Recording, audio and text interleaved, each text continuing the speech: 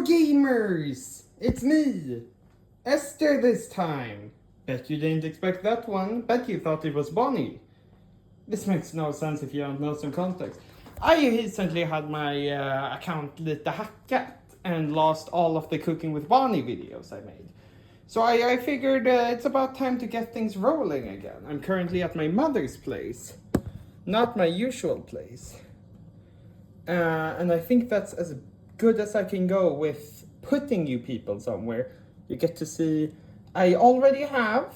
Today we're gonna be making, I feel like it's the first episode we have to make something iconic and classic to me. We're going to be making some meat slop. I already have the pasta boiling and some butter in the pan. And it's about time we get cooking up the other ingredients. I'll actually go through today and see what we have. We have dill. We have biskede or cream. We have this funky looking lök, onion. We have garlic. We have some cheese. We have svampsmak. I'm gonna put that in later, it's gonna be good.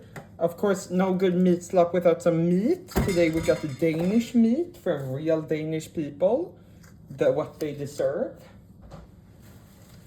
We had last ingredient other than spices and stuff because I don't have that ready. We have some svamp. It's gonna be absolutely delicious. So let me get everything prepared and actually do some editing this time. Crazy, am I right?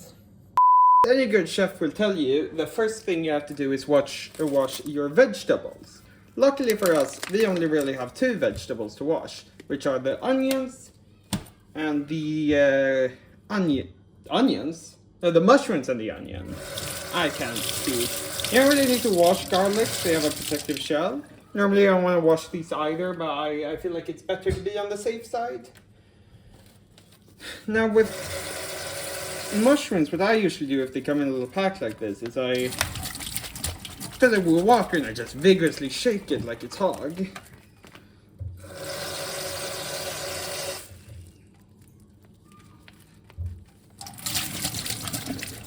Usually that gets all the grit and grime off, but if you are a bit more squeamish, which knowing my audience, all of you are autistic and won't eat anything but chicken nuggets or something, what you could do, we're gonna reuse this later, is put them in, as we call it in Sweden, a seal, where you can more effectively rinse them out and prepare them.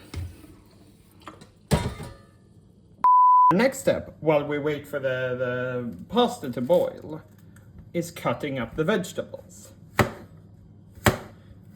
And it's important to have a good knife and proper knife safety. See, how I do, I always line up the cut properly with my finger at first. You get a rough estimate of how big you want each slice to be. I'm gonna further cut these in two, and then cut these further slices in two again. I want a lot of these. Toss it in the pan. Perfect. Next, I will take the onion, God, I can't say a single food name correct today. The garlic. I'm quite the reverse vampire, so I'm going to use 2 cloves. Cloves? The cloves. Is cloves the whole thing or 2 thingamabobbers of garlic? You always cut off the hard part first. It's gonna help it a lot later, trust me. And then, instead of peeling, you place it like this and give it a little squeeze. The hard shell's gonna pop right off. Little tip I've learned. Now, I usually don't like a garlicky mush. So what I do, this one's big, is I cut them into pieces. I apologize that you can't see. I'm a bit unused to being on the column here like this. I haven't made a cooking with Bonnie in quite some time. Cooking with Esther now, I guess. Cooking with Bug. I cut them into pieces and then I further cut these.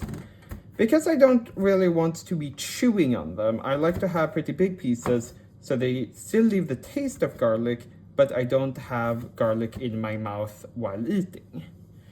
If you prefer actually having the garlic in your mouth, you can attune the recipe by either mashing them or cutting them into much finer pieces. Tip with garlic: once you've cut garlic or onion, or chili for that matter, don't touch your eyes or pubic areas for a bit. At least until you wash your hands, or you really like masochist. You're a big masochist. That could also work. Next is the mushrooms. I said it right this time.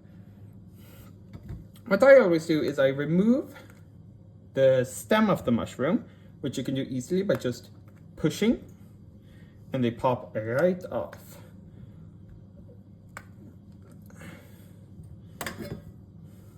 The mushrooms I cut in fine lines like this, like so, and put them in.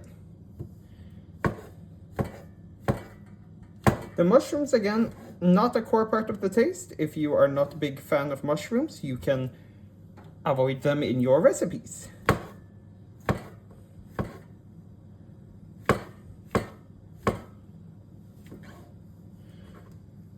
And while we do this, did you know that if you live in Scandinavia, such as yours truly, mushrooms are a really good way to get some vitamin D during the sunless winters, as they, just like humans, can produce it but don't actually use it when in contact with sunlight.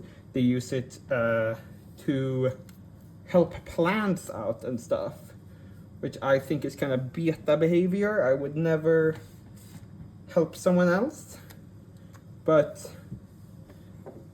mushroom do mushroom, I guess. Maybe that's why I'm a bug and not a mushroom. Come on. I'm quite the fan, so I'm gonna put a lot of them in.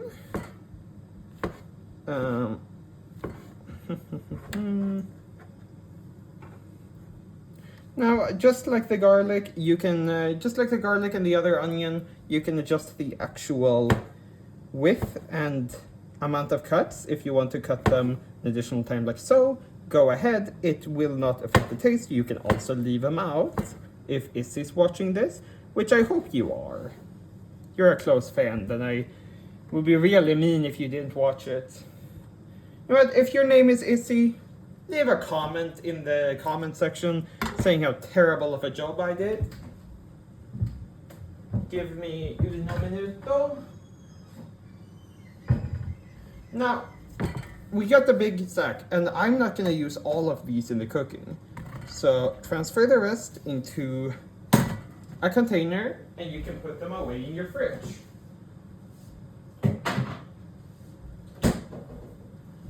Next step is the cheese, the ost if you're Swedish, or the ost if you're Norwegian. I'm not going to use all of the cheese.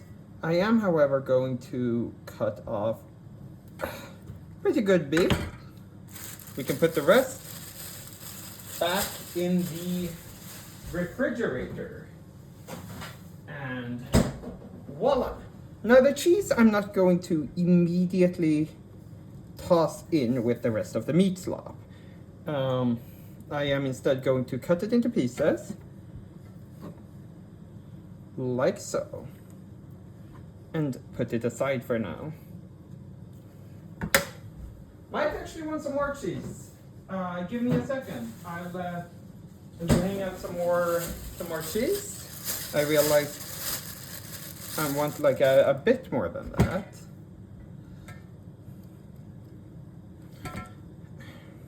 And cut this in half like so, and voila. For store-bought cheese like this, it's not that harmful, but if you want, you can remove the thin layer of wax from the bottom side. I don't mind because the wax is edible, so I'm not gonna do that. Other than the one I use as an example.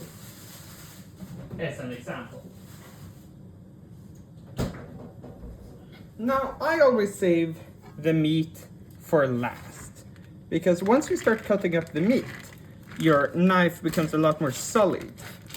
And, for example, like, no one really minds if you get some vegetable juices.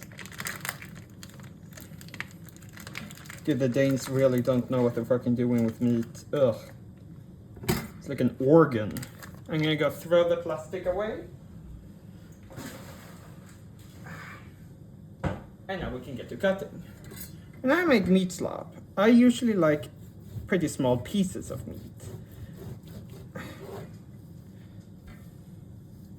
So I'm gonna cut it in roughly this size. And put them directly in.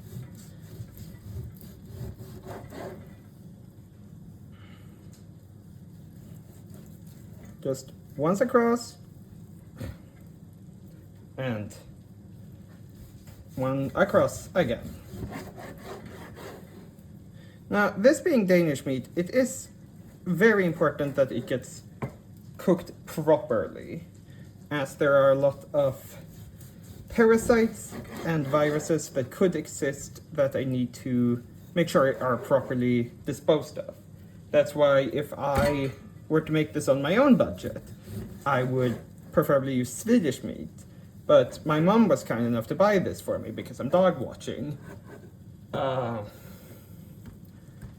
So I take what I'm handed. I'm going to cut this here. Yeah, you people know what I'm about to do. You don't need to sit here and watch me cut meat for the next 5 hours. The previously mentioned water is boiling. We are going to eyeball some oil, a generous helping of salt,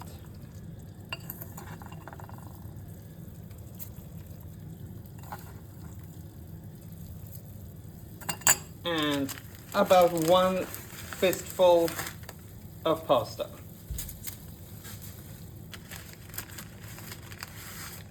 Some people, a lot of Swedes I've met, like to break the pasta in two. I'm not like that. I don't like breaking the pasta in two. You get better pasta if you don't. So, again, very much a preference thing, but I prefer not to. Now that everything is in the water, physically and metaphorically, we can remove the cutting board, which I will place back with the dishes. I'm going to place it so, I'm not going to show you because it's very dirty over there, but I'm going to place it so that if needed, I could retrieve it. I might be a bit more absent during this part, as I also need to balance the now two heated things as I've turned on the stove. I'm going to prepare the next batch of ingredients.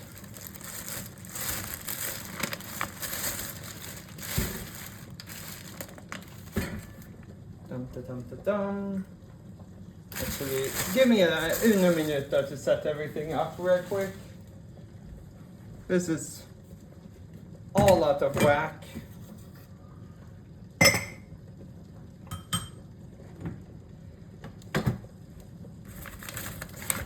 The next ingredient we're going to add to the meat slop is shrimp.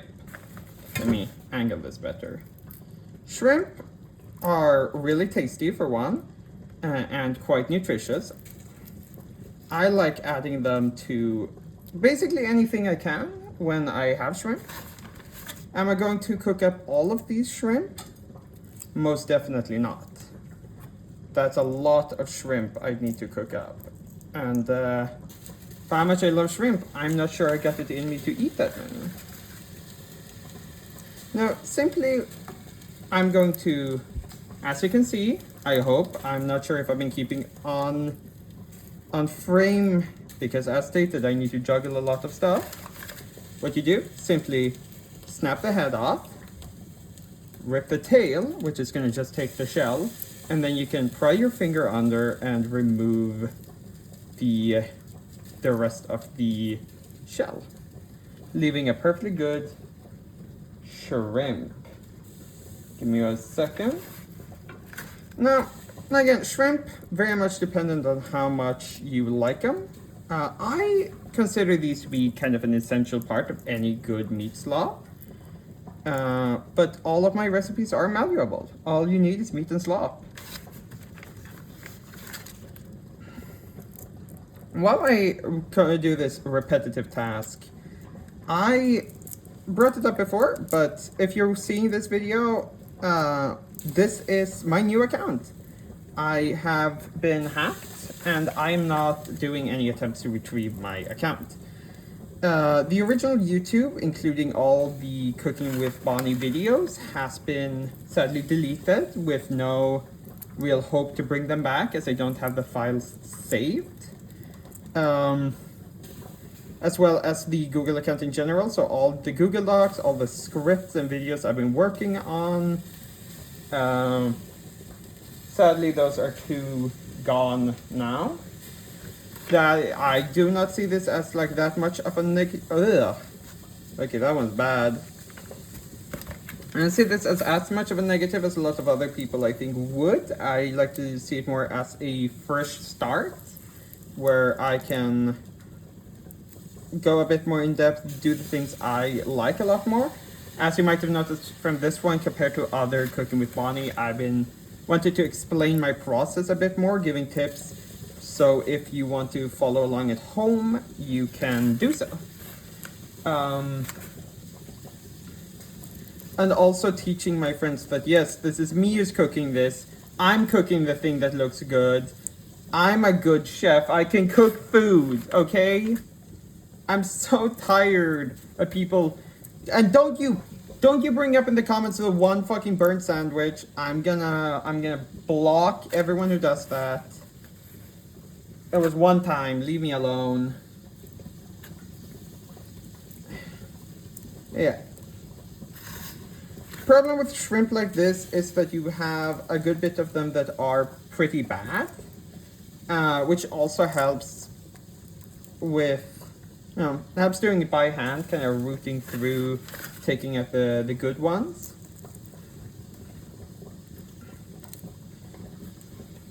And yeah, I'm just adding these directly into the now on pan. My mom's thing, what's it called, stove, is a bit weird for most I've seen. Most I've seen go up to like 6, hers goes up to 12. I currently have it on an 8. So assumingly, if you're following along, want to make this at home, that's a 4. I have it on high, but not the highest. I'll let you figure out the temperature on your own. The pasta, however, I do have that on the highest. Because if you have it on the highest, it gets done faster. That's how it works. You have to trust me. We add a good bit more shrimp to this. And once again, I feel like this is a pretty good place for me to cut and then return when things actually start happening. But I wanted to give some more context to why this isn't on the main channel, why this is on a new channel. I guess this is on the main channel. And yeah, I'll return when I've added enough shrimp and also can keep the shrimp on screen. Intermission I forgot to mention, don't forget to stir your pasta from time to time and stir your food from time to time. It's been a hot minute and the pasta is looking almost done, just keeping it on low heat so it doesn't get cold. And the meat is starting to get pretty well cooked. It's still a bit raw, but that's fine. So what we're gonna do, increase the temperature a bit, and then we're gonna add our other ingredients. We're gonna start with the Ep1. A bit of that, just to spice things up. Our next step is the dill. I'm doing this one-handed, so it'll be pretty bad. And put a bit in. You're not really supposed to eat it. Give me a second. Be gone. And now for some spices, we're gonna add some pepper, some white pepper,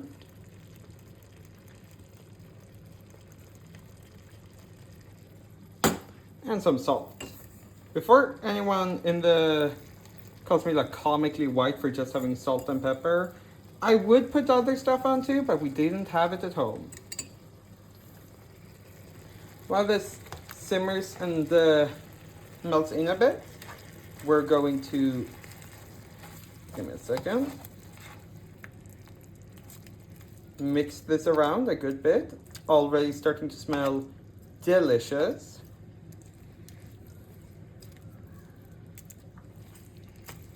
The rich mushroomy taste really adds a lot.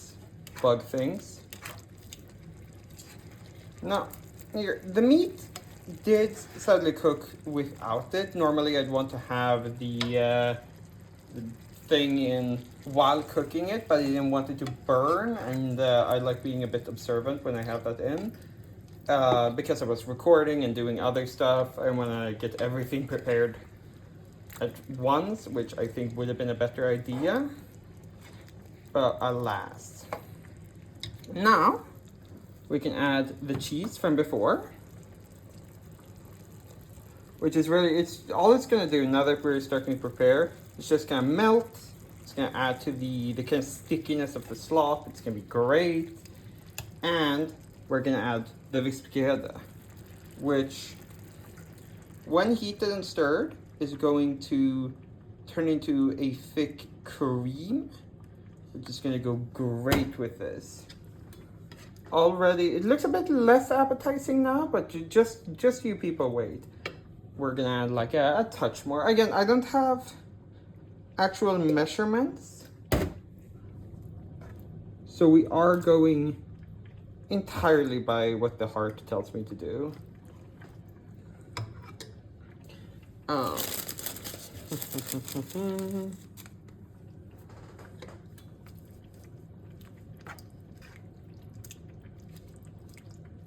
And until further notice, that's the basic gist of how to make a meat slop. I'll be back in a minute. Sam Burley has the gall to I pay. don't know if the background. There we go. And you know what? There we go. Normally, I'd put the pasta in there too, but I kind of ran out of room. I was a bit overzealous and had a bit too small of a plate. But here we got some pasta, lightly salted, well cooked, and some meat with some slop. And I'll be having this actually today, right now, along with a delightful refreshment of Coke. Hashtag not sponsored. And honestly, I've been missing making. I need to find a new name now that I can't use cooking with Bonnie. I've been missing cooking with Bug, and I feel like this is a good first episode. Honestly, jumping in the cooking tutorial, showing you all how it's done, and I'll see you in 5 years when my next account gets hacked.